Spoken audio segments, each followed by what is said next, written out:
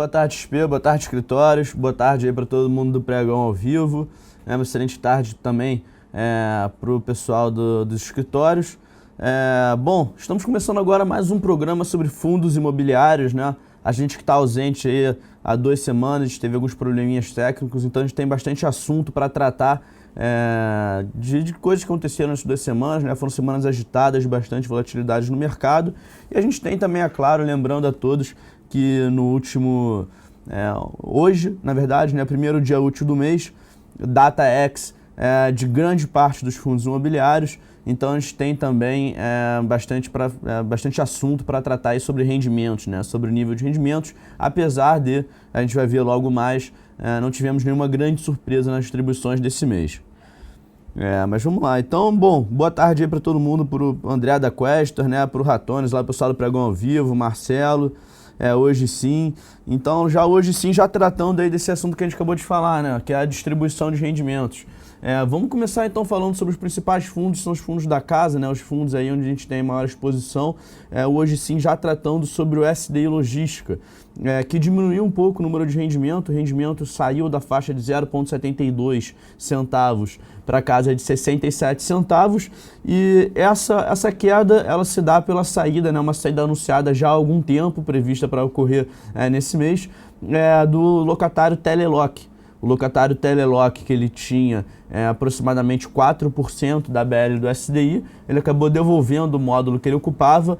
Com isso, o SDI ele tem hoje aí 2 módulos vagos, o que dá uma vacância de aproximadamente 7,5% a 8%. Então esse aí é o motivo pela queda nos rendimentos do SDI. Fora isso, os outros 2 fundos, a gente tem a Exapar e XP Corporate Macaé, sem nenhuma alteração no nível de rendimentos, né? 2 fundos que têm um fluxo muito previsível, então sem nenhuma alteração nesses 2 ativos. E os 2 que têm também esse valor um pouco mais variável, que é o caso do Maxi Renda e do XP Gaia, com aumento nos seus níveis de rendimentos.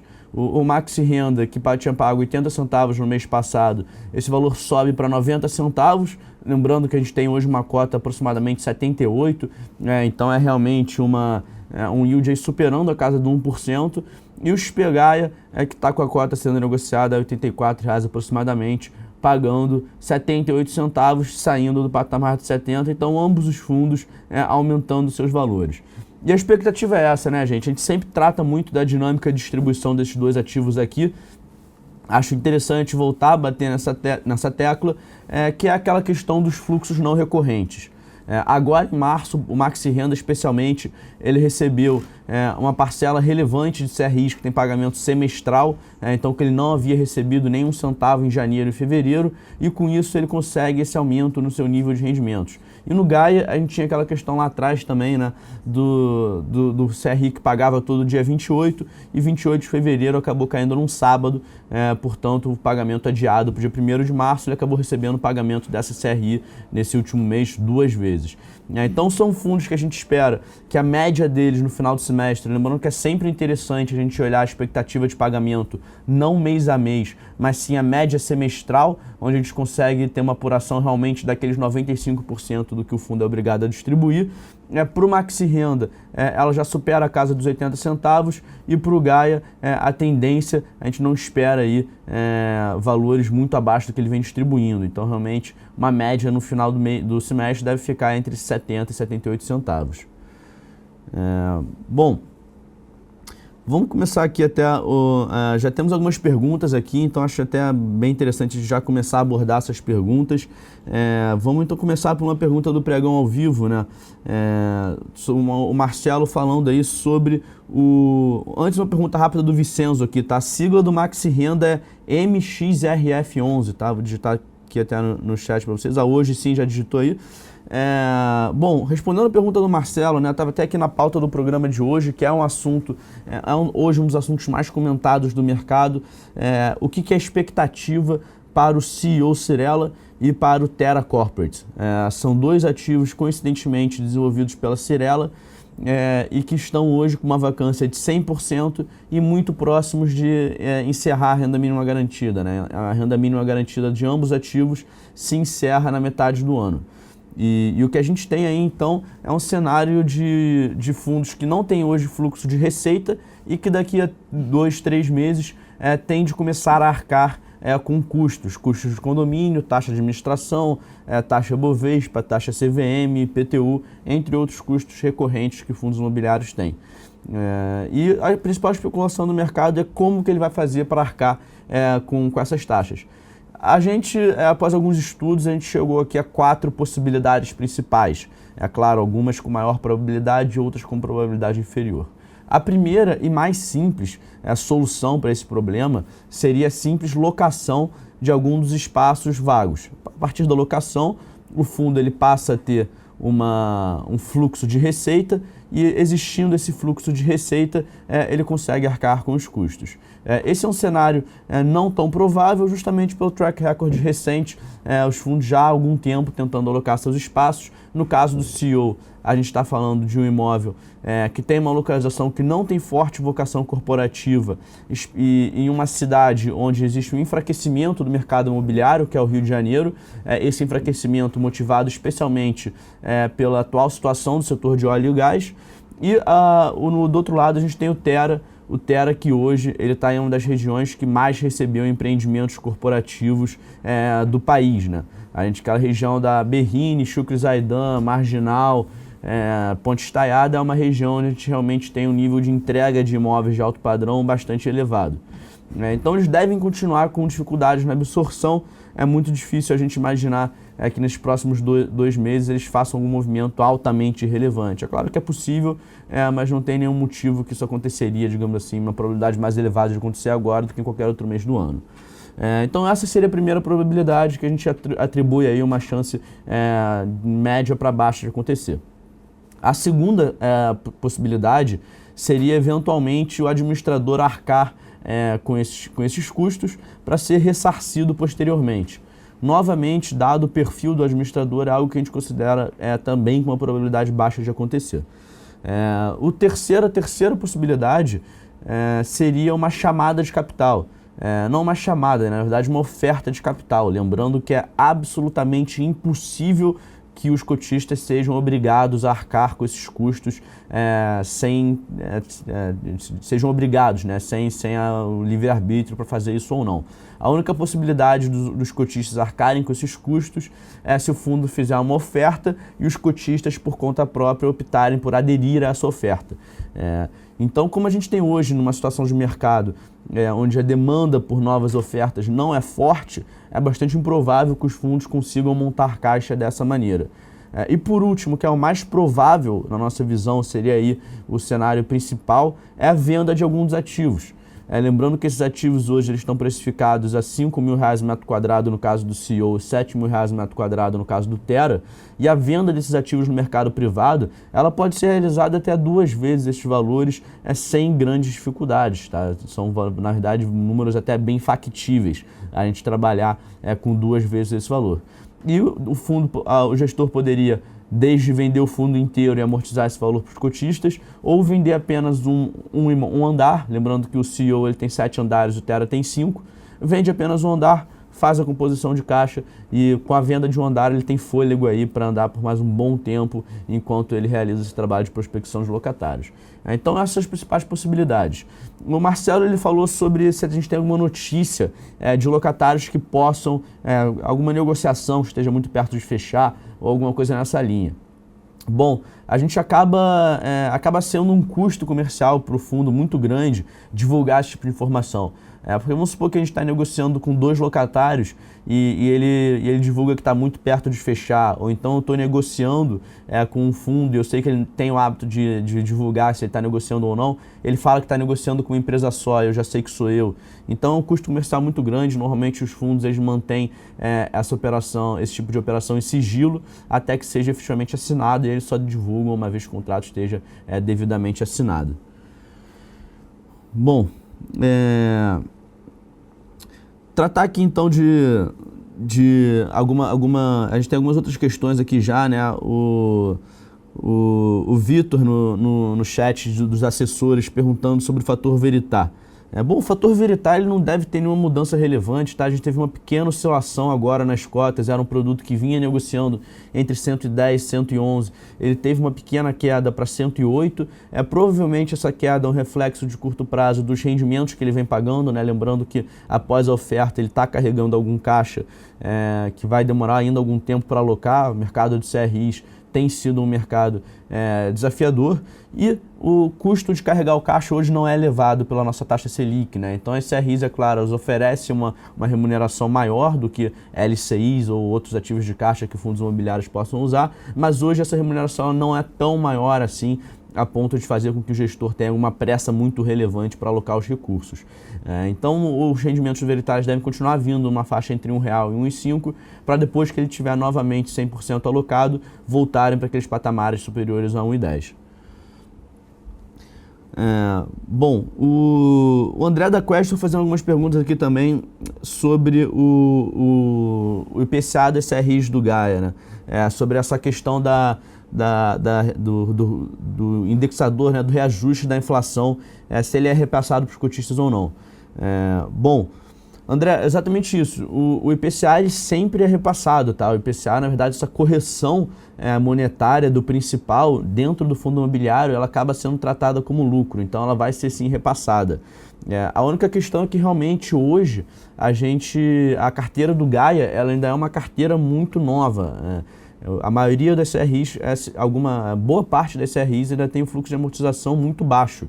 Então, como a inflação ela só é repassada junto com a amortização, hoje a maior parte do Gaia só realmente pagamento de cupom. Lembrando que as CRIs normalmente elas têm um fluxo de pagamento, o Gaia, no caso, hoje a média dele é a inflação mais 10. Hoje o Gaia ele paga basicamente, majoritariamente, apenas esse 10, já que boa parte da carteira dele ainda não tem fluxo de amortização elevado, consequentemente essa parte de inflação ainda não é uma porcentagem elevada. Mas o Gaia, por aquele motivo que a gente escreveu, ele teve em março um fluxo mais elevado, lembrando que no 5º dia útil do mês, na próxima terça-feira, a gente tem acesso aos relatórios de gestão, onde a gente consegue ver a DRE completa e a partir de então tirar aí conclusões mais precisas sobre o fluxo de pagamento deles.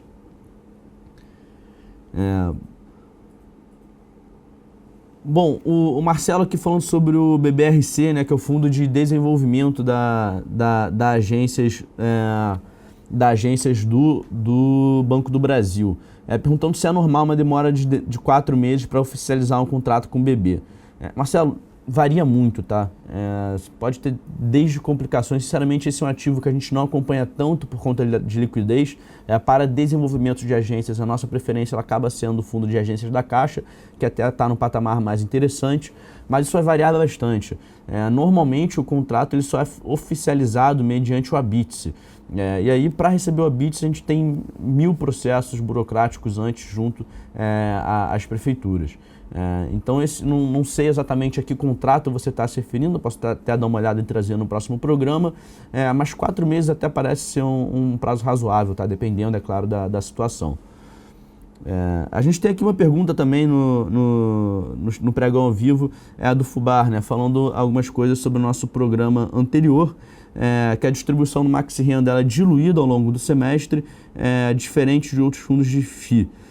Isso a gente tem como fazer uma projeção do pagamento dos dividendos do Maxi Renda. Fubar, primeiro só esclarecer uma coisa, né? Não necessariamente é diferente de outros fundos. Cada gestor ele tem sua própria método de distribuição. No caso do Maxi Renda, ele procura normalizar essa distribuição, trazer o mínimo de volatilidade possível. É claro que ele está limitado, ele não consegue, por exemplo, pagar todo mês. Vamos supor que a média dele desse semestre fique entre 80 e 85 centavos, que é um número factível que a gente acredita.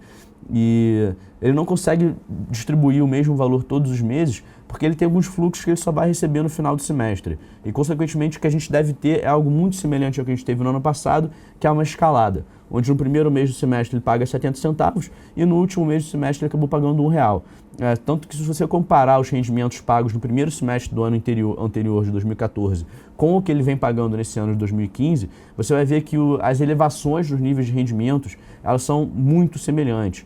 Então você pode até usar aquilo como, digamos assim, um espelho. É claro que ele acaba tendo algumas modificações na sua carteira de CRIs no período, mas é um excelente indicador para você saber qual o potencial de alta dos rendimentos do Maxi Renda. Importante lembrar que o Maxi Renda, outro também fator que é muito importante olhar, o Maxi Renda antes dessa distribuição de 90 centavos, ele acumulava um lucro razoável, o resultado dele havia sido superior ao que ele tinha distribuído nos 3 primeiros meses do ano. Então esse é um outro fator importante de olhar. A tendência é que os rendimentos do Maxi Renda sigam nesse nível próximo a 90 centavos, pelo menos até o final desse semestre. A gente não acredita no Maxi Renda voltando para um patamar próximo a 70, 80 centavos de distribuição. Bom, a gente tem aqui também alguns pedidos para comentários sobre... Aqui o Marcelo falando sobre aquela questão do BBRC, né? Marcelo, sinceramente, eu vou ter que olhar isso depois com mais calma. Assim, como eu falei, a gente não está tão familiarizado com a estrutura desse ativo, justamente por conta de dificuldades na liquidez. Mas é até estranho isso, porque, por exemplo, no fundo de agência da Caixa, o contrato ele já é firmado um contrato de pré-locação na compra do terreno, né? Se a gente tem esse risco de desenvolvimento, de firmar o contrato apenas depois que o imóvel estiver pronto, isso acaba agravando bastante a situação, aumentando bastante o nível do risco do ativo. Então, eu vou dar uma olhada nisso aí com mais calma ao longo da semana e na quarta-feira que vem a gente traz isso aí, debate esse tema com mais calma, eu já trago isso pronto para você. Bom, a Luzia aqui, também o Hakuna Matata, pedindo para a gente comentar um pouco sobre o BRCR, né? O BRCR é um fundo que teve um desempenho muito forte nas últimas semanas, ele voltou bastante, né? Lembrando que a gente teve, para quem acompanha o mercado mais de perto, viu que na última sexta-feira, sem ser essa sexta-feira retrasada na verdade, a gente teve uma venda no leilão de fechamento de 40 mil cotas. Lembrando que o BRCR é um fundo que negocia aproximadamente 45 mil cotas por dia, então é claro que a gente tem uma venda de 40 mil cotas em 5 minutos no leilão de fechamento, acabou amassando bastante o papel que fechou nessa ocasião nos 96,70 aproximadamente. É claro que isso era um efeito temporário, né? O mercado tende a voltar para o preço que ele estava negociando anteriormente. Isso aconteceu, hoje o papel já volta aí para patamares 102, 103, mas para impulsionar essa recuperação, a gente também teve uma notícia na semana passada, divulgada no Valor, que foi o aumento de participação de um minoritário que é um fundo estrangeiro, Eminence Capital. Ele aumentou a participação na empresa BR Properties, que é o alvo de aquisição do BC Fund, porque ele não concordava com o preço de venda da BR Properties. Então ele aumenta essa participação, ele sai de 2,4% e leva essa participação até aproximadamente 14% e 15%, e podendo chegar até 19,5% segundo o comunicado. Lembrando que esse valor já é o suficiente para evitar que a operação aconteça. A OPA ela só ocorre com a aprovação de mais de 85% dos acionistas da BR Properties. Então, o mercado que ele enxergava com desconfiança essa operação do BC Fund por conta da ausência de fatos importantes, como, por exemplo, como seria a distribuição do passivo da empresa para os fundos e como ocorreria a capitalização do Prime Portfólio para a realização da aquisição, a operação acaba esfriando um pouco com essas duas notícias, né? Lembrando que a gente também já tinha comunicado sobre a carta do Conselho de Administração da BR Properties apontando, pedindo diversas alterações no formato da OPA. Então a operação acaba esfriando um pouco, o que faz com que o BC Fund respire, né? Volte aí, essa incerteza, digamos assim, ela diminua. Mas lembrando que a gente ainda está no início, é muito improvável que essa história vai terminar por aí. Deveremos ter novos desenvolvimentos aí dessa operação da OPA da BR Properties ao longo das próximas semanas. Lembrando que na nossa posição, qual é a nossa posição hoje da XP Investimentos com relação a essa operação? Uma coisa é clara, o preço de aquisição ele é bastante interessante. O preço que você está pagando pelos imóveis da BR Properties é um preço que você não encontraria no mercado privado, se o BC Fund fosse comprar portfólio por portfólio. Segundo ponto interessante é que é um portfólio já performado. Ele é um portfólio que que já tem uma vacância abaixo de 2%, não é um prédio vazio, não vai ter, digamos assim, não seria uma aquisição onde ele teria que ter um trabalho forte para alocar lajes ou que teria um aumento relevante na vacância média do fundo. E o outro ponto é que o fundo ganharia muito em diversificação. Então, por exemplo, toda aquela volatilidade que o papel sofreu no final do ano passado até o início desse ano, por conta da expectativa de renovação do contrato com a Petrobras, que respondia por aproximadamente 18% a 19% da receita do BC Fund, isso se tornaria uma situação praticamente impossível caso a operação se concretizasse. Então esses são os pontos positivos do fundo, da operação.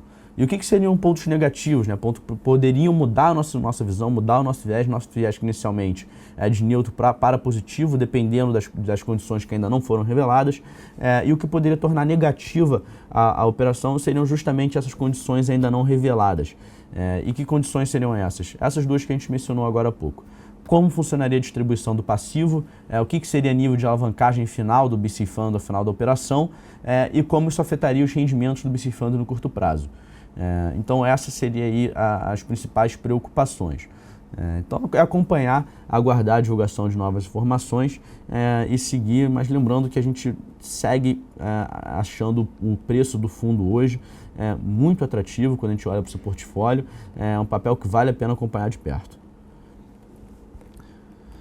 Bom, respondendo algumas outras perguntas aqui, o Anderson perguntando sobre o Exapar, né, se a gente tem algum fato relevante acontecendo.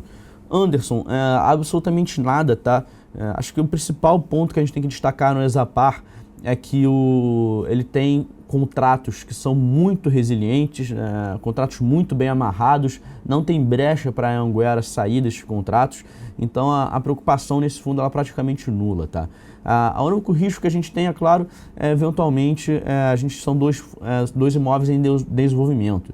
Então, até eles ficarem efetivamente prontos e ocupados, muita coisa pode acontecer. E a gente teve, lembrando lá atrás, quando a gente teve aquela aquisição da Croton com a Anhanguera, uma das cidades, Cuiabá, se eu não me engano, já tinha o limite máximo de alunos que o CAD permitia. Então, construir um novo imóvel lá poderia não fazer sentido. Mas aí é claro que a gente tem uma série de possibilidades. Por exemplo, termina a construção do imóvel e a Anhanguera vende o imóvel antigo, ou então cancela a construção e troca o imóvel de valor semelhante pelo portfólio, no portfólio do fundo. Tem uma série de possibilidades para se fazer para evitar perda patrimonial para os cotistas. Mas o ponto principal é que, independente de qual solução seja a decidida, o ativo, ele não tem, a Anhanguera não tem possibilidade de parar de pagar esses fluxos de rendimentos. Isso é uma possibilidade que não existe. Então, nesse ponto aí, acho que os cotistas podem ficar bastante tranquilos. E o Marcelo perguntando também sobre a Exapar, né? Acho que eu acabei de cobrir os principais pontos, mas perguntando também sobre o Senesp. Sinceramente, o Senesp é uma exposição hoje que a gente não vê grande atratividade. E a principal causa disso é que o detentor de mais de 70% das suas cotas é o BC Fund, que está num preço muito atrativo, e que vai te trazer um nível de diversificação consideravelmente superior. Então hoje, se for para ter exposição no Senesp, consideramos mais interessante ter essa exposição através do BC Fund do que através do Senesp diretamente. E perguntando também sobre a FCFL, com a perda do Itaú, se essa queda de preço vale a pena. A receita, o Itaú ele já estava sem pagar já estava sem pagar aluguel para o fundo, tá? Então ele não deve ter nenhuma alteração no seu nível de rendimentos, porque a gente teve pequenos problemas no contrato de locação. O Itaú esperava alocar 300 metros quadrados de área, a gente acabou sendo possível, por complicações técnicas, a alocação de apenas 90, e em função disso o Itaú não vinha pagando aluguel. Então essa rescisão ela não traz impacto financeiro nenhum para o fundo. Sem contar que a parcela que seria representada pelo Itaú no fluxo total de receitas do empreendimento, ela é praticamente irrelevante. Então o fundo ele segue, se ele caiu por conta disso, ele só está mais barato para oferecer exatamente a mesma coisa que ele oferecia antes.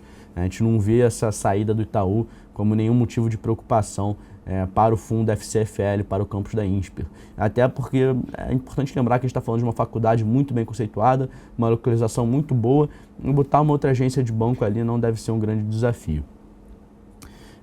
Bom, o Sandro da Foco, né, voltando aqui rapidamente para o chat dos assessores, o Sandro da Foco pedindo para a gente comentar um pouco sobre o Brasil Plural Fundo de Fundos.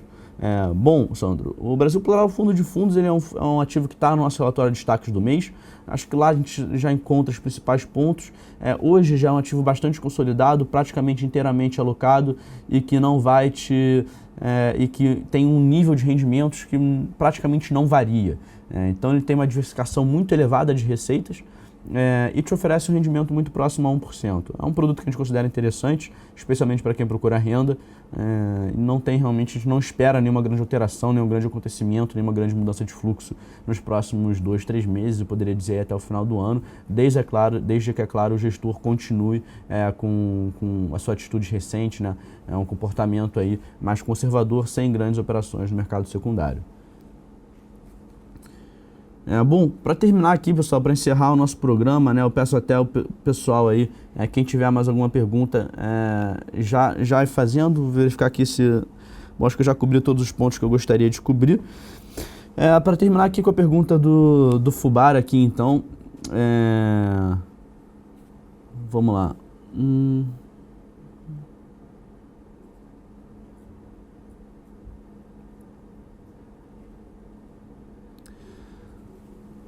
Tá, Fubá, sinceramente, agora eu acho que ficou um pouco mais, ficou mais confuso ainda. Eu, sinceramente, não entendi qual foi a sua pergunta, mas acredito que a sua intenção basicamente é fazer uma projeção para os rendimentos futuros do Maxi Renda.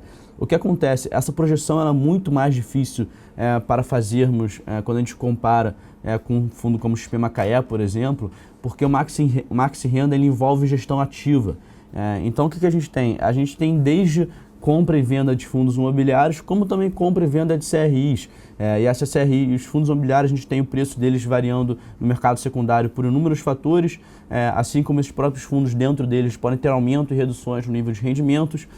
No caso das CRIs, a gente tem alterações, elas podem ter lucro ou não, ou ganho de capital ou não em compras e vendas, quando a gente tem alterações na taxa de juros futuras. Então, o número de fatores que afeta o nível de receitas do Maxi Renda, ele é muito maior do que o nível de fatores que afeta o receio de um XP Corporate de Macaé, por exemplo. É por isso que essa projeção, especialmente a longo prazo, ela se torna muito mais desafiadora. A curto, médio prazo, o que a gente consegue com algum conforto é dizer que o nível de rendimento deles no final desse semestre vai ser superior ao que ele teve, ao que ele tem aí dos últimos 12 meses de rendimento. Então, os próximos rendimentos eles devem vir numa casa próxima a 90 centavos para terminar o semestre, provavelmente com uma média de aproximadamente 85 centavos, com 5 centavos de erro aí para mais ou para menos. Bom, então, para terminar, só abordar um assunto aqui que acabou ninguém perguntando, mas eu gostaria de abordar também, que é sobre o Hotel Maxi Invest, né? Muita gente perguntando sobre o Hotel Maxi Invest no nosso dia a dia aqui, e é um fundo que ele caiu bastante por conta de uma queda relevante também no seu nível de rendimentos. E essa queda no nível de rendimentos ela vem única e exclusivamente de um fluxo menor no nível de venda de imóveis. Lembrando que o Hotel Maxi Invest ele tem 3 fontes de pagamento para os seus cotistas, a amortização, que é o principal utilizado na compra dos imóveis lá atrás, devolvido para os seus cotistas, e também ganho de capital e aluguel, os dois juntos através de rendimentos. O ganho de capital e a amortização, esses dois fatores, eles praticamente deixaram de existir nesse início de ano porque o fundo ele vendeu muito pouco flat. A gente tem, é claro, 2 fatores principais motivando isso. O primeiro é uma concorrência fortíssima das construtoras, que estão com uma necessidade muito elevada de fazer caixa. E o segundo é uma sazonalidade muito ruim que existe em São Paulo para a operação de flats, tanto em dezembro, janeiro e fevereiro, acaba impactando também por conta do carnaval. Então só esse último ponto aí para a gente trabalhar. Bom, pessoal, eu acho que é isso. Vamos encerrando aqui então o nosso programa. Gostaria de agradecer a todos aí pela presença e pela participação. Quarta-feira estaremos de volta, sempre às 5h15 da tarde, comentando aí as principais novidades do mercado de fundos imobiliários. Lembrando que na terça-feira, na véspera do nosso programa, a gente tem a divulgação dos relatórios de gestão dos fundos da XP Gestão, que podem trazer alguns insights maiores e até esclarecer algumas dúvidas de forma mais clara que foram levantadas nesse programa. Então é isso, pessoal. Desejo a todos aí um excelente final de dia, um excelente resto de semana para vocês, uma boa Páscoa e a gente se vê aí então na quarta-feira que vem. Até lá!